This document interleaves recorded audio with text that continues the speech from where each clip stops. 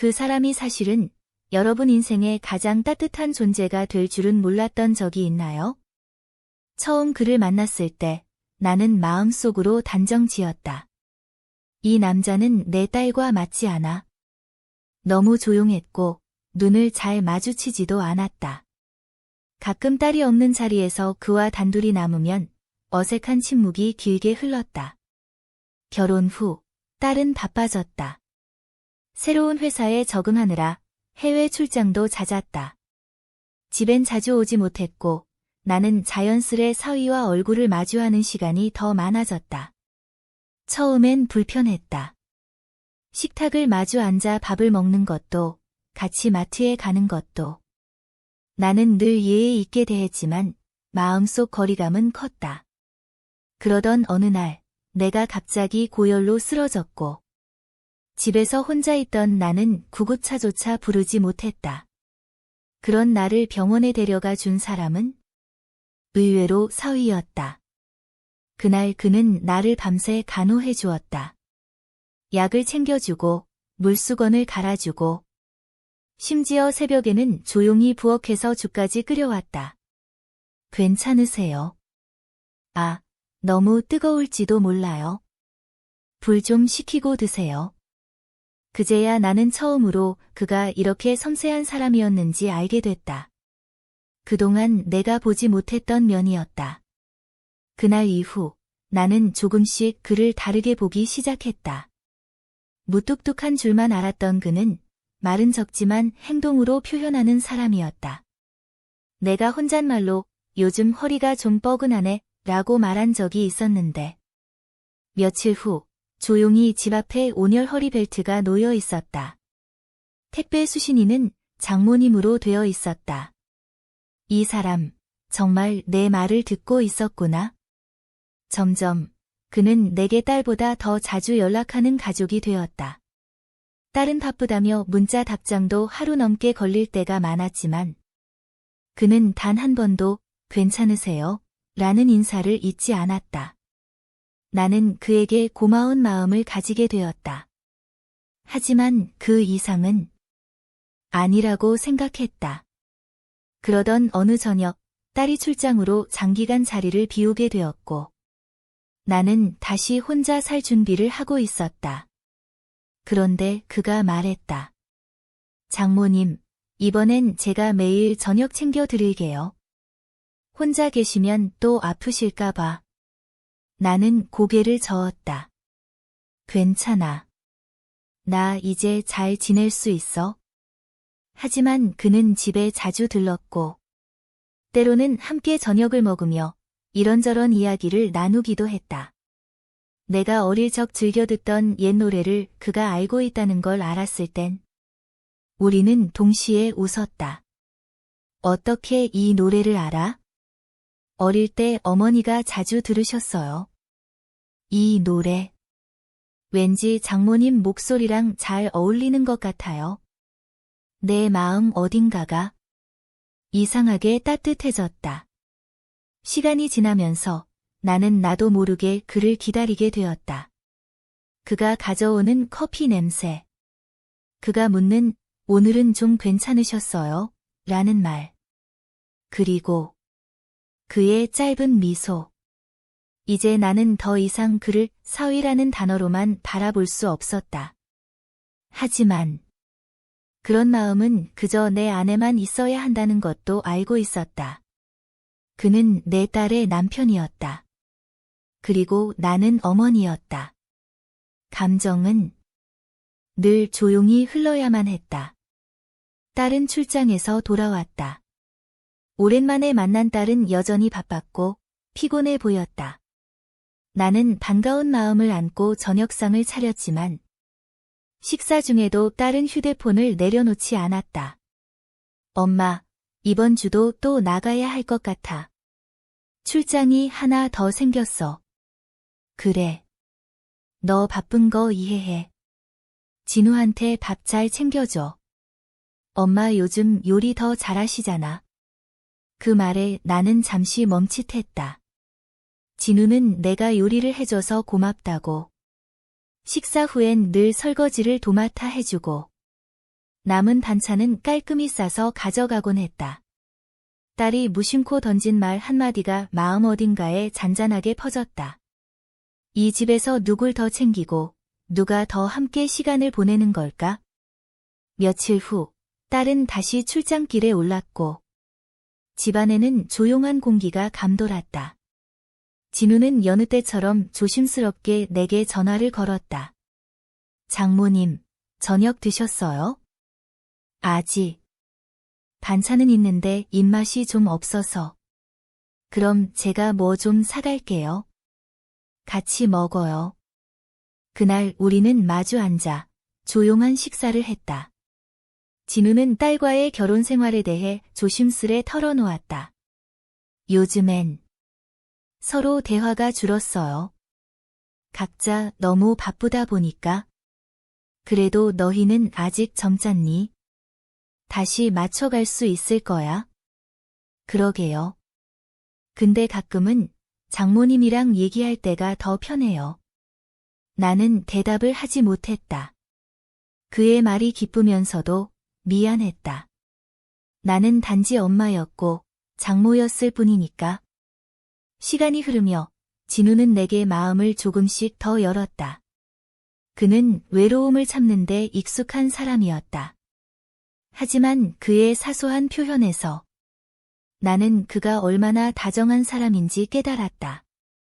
그가 남긴 손편지. 그가 사다 준 따뜻한 수세미 한 장. 그리고 조용히 말해주던 항상 감사해요 라는 말. 그 어떤 것도 큰 제스처는 아니었지만 그 안에는 진심이 담겨 있었다. 나는 점점 그가 내게 딸의 남편이기 이전에 하나의 사람으로 보이기 시작했다. 그러던 어느 날 내가 감기로 심하게 앓던 날이었다. 딸은 출장 중이라 연락이 닿지 않았고 진우는 저녁 늦게 문을 두드렸다. 괜찮으세요? 목소리가 안 좋아 보여서요. 괜찮아. 그냥 누워 있었어. 제가 죽 끓여 드릴게요. 어릴 때 엄마가 해주던 레시피로요. 그날 밤 나는 조용히 눈을 감은 채 진우가 끓여준 따뜻한 죽을 먹었다. 눈물이 날 뻔했지만 꾹 참았다. 그에게 약한 모습을 보이고 싶지 않았다. 그는 내 손을 가볍게 잡으며 말했다. 요즘에는요. 장모님이 계셔서 다행이라고 생각해요. 나는 말없이 고개만 끄덕였다.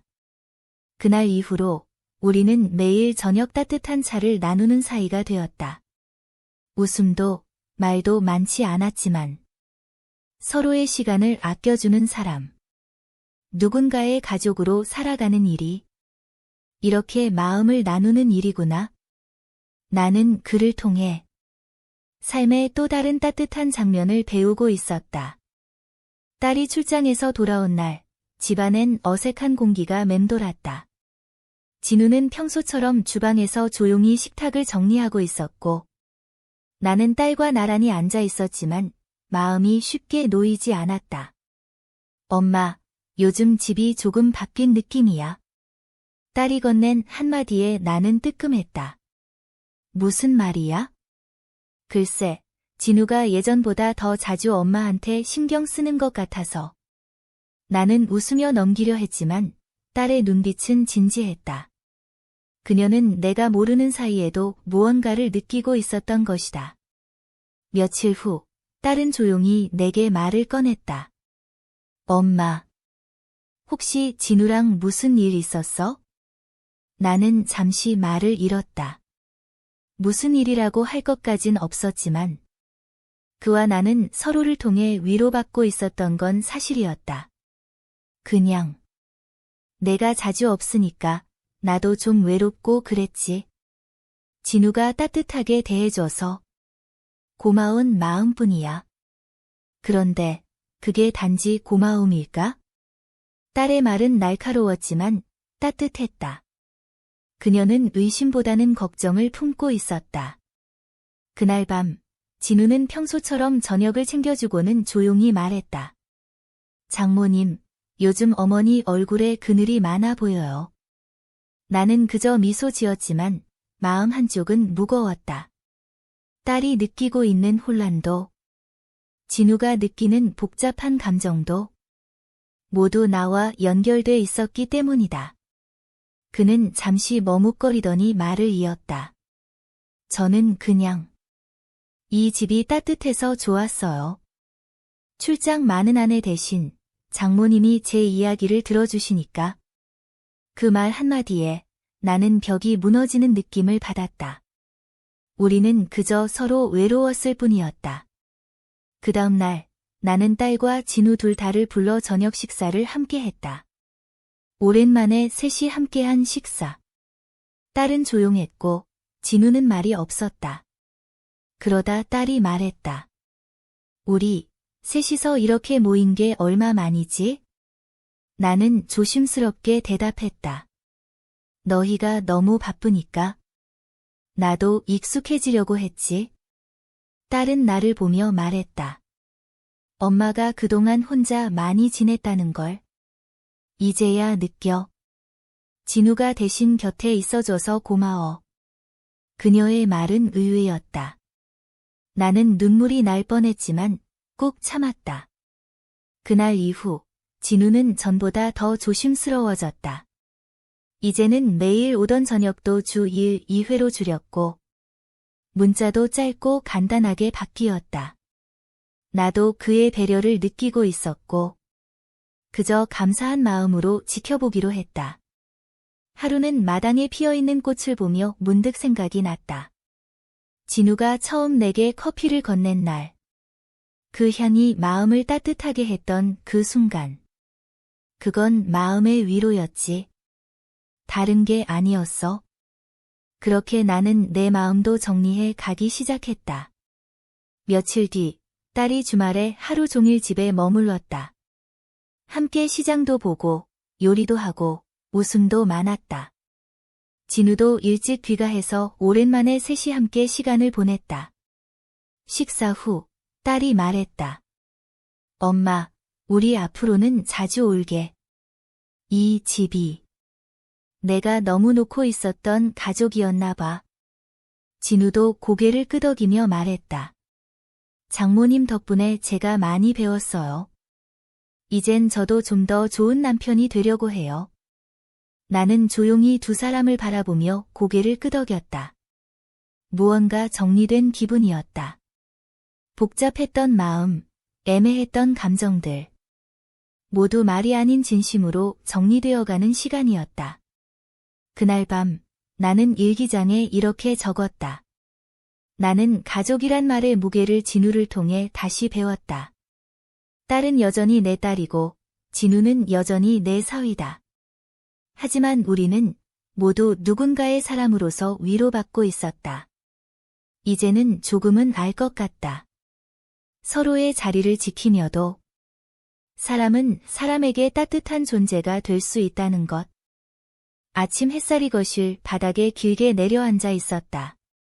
나는 창문을 열고 천천히 환기를 시켰다. 이 집에서 이렇게 깊게 숨을 쉬어본 게 언제였을까? 오랜만에 느끼는 아무 일도 일어나지 않는 평온이었다. 그날 이후로 집안의 공기는 달라졌다. 무언가를 숨기거나 애써 피하지 않아도 되는 분위기. 딸과 사위, 그리고 나. 셋은 다시 가족이라는 단어 안에서 각자의 위치를 찾아가고 있었다. 딸은 예전보다 집에 자주 왔다. 출장 일정을 줄였다고 했다. 그 말 한마디가 내겐 큰 선물처럼 느껴졌다. 엄마, 오늘은 내가 요리할게. 그녀는 앞치마를 두르고 부엌에 섰다. 예전엔 늘 바쁘다며 손 하나 까딱하지 않던 아이였다. 나는 식탁에 앉아 그 모습을 바라보며 문득 생각했다. 아이도 나도 너무 오래 각자 버티며 살았구나. 요리가 끝나고 셋이 식탁에 마주 앉았다.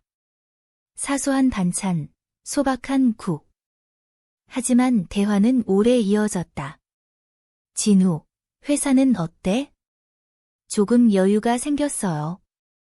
요즘은 일부러 일찍 퇴근하려고요. 잘했네. 집에 사람이 있어야 집이지. 딸이 웃으며 말했다. 그러게요. 집이 이렇게 조용히 따뜻한 곳인 줄 이제야 알겠어요. 그 말에 진우는 고개를 끄덕였고 나는 아무 말 없이 국을 한 숟갈 더 떠주었다. 그날 저녁 딸이 내 방에 들어왔다. 문을 닫고 침대 끝에 앉더니 조용히 말했다. 엄마, 나 솔직히 말하면 무서웠어. 뭐가? 엄마가 혼자 너무 외로워질까 봐. 내가 딸로서 뭘 놓치고 있는 건 아닐까 봐. 나는 딸의 손을 잡았다. 그 손은 여전히 따뜻했고 예전과 다르지 않았다. 엄마도 많이 배웠어. 혼자서 다 견뎌야 하는 게 강함은 아니라는 거. 미안해, 엄마. 아니야. 이제 알면 됐지. 우리는 그렇게 오래 앉아 있었다. 말보다 숨소리가 더 많은 시간. 그 시간 속에서 오래된 오해와 서운함이 조금씩 풀려갔다. 진우 역시 변해가고 있었다. 이전보다 말수가 늘었고 무엇보다 딸을 대하는 태도가 달라졌다. 그는 딸의 말을 끝까지 듣는 법을 배웠고 서두르지 않는 법을 익혔다. 퇴근 후 휴대폰을 내려놓고 둘이 함께 산책을 나가는 날도 많아졌다. 어느 날 딸이 웃으며 내게 말했다. 엄마, 진우가 요즘은 내 얘기를 진짜 들어줘. 그 말에 나는 조용히 미소 지었다. 그 변화의 시작이 어디서 왔는지 나는 알고 있었지만 굳이 말하지 않았다. 어쩌면 사람은 직접적인 말보다 조용한 본보기를 통해 더 많이 배우는지도 모른다. 나 또한 나 자신을 돌보는 법을 배우고 있었다. 아침마다 가벼운 스트레칭을 하고 동네 문화센터에서 글쓰기 수업을 듣기 시작했다. 선생님 글에는 삶이 있어요. 강사가 그렇게 말했을 때 나는 처음으로 나라는 사람을 인정받는 느낌을 받았다. 이제 나는 누군가의 엄마이기 이전에 한 사람으로서 하루를 살고 있었다. 어느 저녁 진우가 조심스럽게 말했다. 장모님, 사실 드리고 싶은 말이 있어요. 뭔데 그렇게 심각해? 그동안 제가 많이 배웠습니다. 가족이라는 게 뭔지, 사람을 존중한다는 게 어떤 건지. 그는 고개를 숙였다. 이제는 제가 지켜야 할 자리를 더 분명히 알고 있어요. 나는 천천히 고개를 끄덕였다. 그거면 충분해. 사람은 다 배우면서 크는 거니까. 그날 우리는 아주 평범한 대화를 나눴지만 그 안에는 많은 것이 정리되어 있었다. 시간은 그렇게 흘렀다. 계절이 바뀌고 집 앞 나무의 잎이 색을 달리할 즈음 우리는 작은 여행을 떠났다. 멀지 않은 곳, 하루 일정. 딸이 운전대를 잡고 진우가 옆자리에 앉았다. 나는 뒷좌석에서 창밖을 바라보며 생각했다. 이게 내가 바랐던 모습이었을지도 모르겠다. 완벽하지 않아도 서로를 이해하려는 가족. 각자의 경계를 존중하면서도 혼자가 아닌 관계. 여행 마지막 날 밤. 숙소 앞 벤치에 셋이 앉아 있었다. 딸이 말했다. 엄마, 고마워. 뭐가? 우릴 기다려줘서. 그리고 혼자 버티지 않아줘서. 나는 대답 대신 딸의 어깨에 기대었다. 진우는 말없이 담요를 덮어주었다. 그 순간 나는 확신했다. 이 이야기는 누군가를 잃는 이야기가 아니라 각자가 제자리를 찾는 이야기라는 것을. 집으로 돌아온 뒤 나는 일기장에 마지막으로 이렇게 적었다. 사람은 서로에게 기대면서도 서로의 선을 지킬 수 있다. 가족이란 소유가 아니라 선택이라는 걸 나는 이제야 배웠다. 이제 나는 외롭지 않다. 딸은 자기 삶을 살고, 사위는 남편으로서 성장하고, 나는 나로서 하루를 산다. 우리는 각자의 길을 걷고 있지만, 필요할 때는 언제든 같은 식탁에 앉을 수 있는 사이가 되었다. 그것으로 충분했다. 아니, 그보다 더 바랄 것은 없었다.